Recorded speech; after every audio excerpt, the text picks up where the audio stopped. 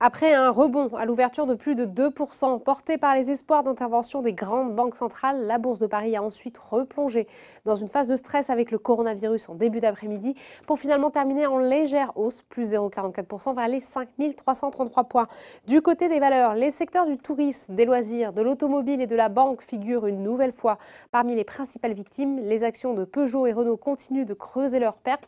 Peugeot est lanterne rouge de l'indice à moins 4,28%, Renault moins 3,23%.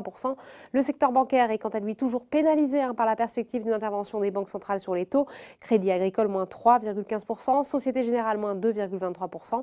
Sur le SBF 120, Air France KLM perd 7,79% en séance après avoir annoncé une suspension prolongée d'un mois pour ses vols vers la Chine.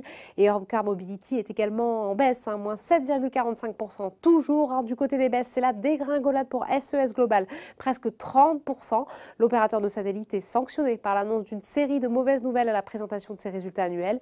SES Global a abaissé pour la deuxième fois ses objectifs financiers pour 2020 et divisé par 2 le montant du dividende à verser cette année. Du côté des hausses, maintenant sanctionné en début d'année en raison de son exposition à la Chine, Rémi Cointreau tire son épingle du jeu et fait figure de valeur défensive, plus 3,56%. Il faut dire que le groupe de vins et spiritueux a des fondamentaux solides selon les analystes.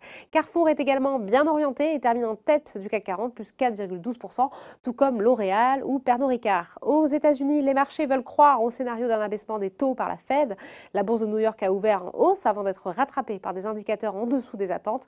La croissance de l'activité manufacturière a ralenti plus que prévu en février et les nouvelles commandes ont reculé. L'indice ISM manufacturier ressort en baisse à 50,1 contre 50,5 attendu par les analystes. Voilà, c'est tout pour ce soir. N'oubliez pas, toute l'actu éco et finance est sur Boursorama.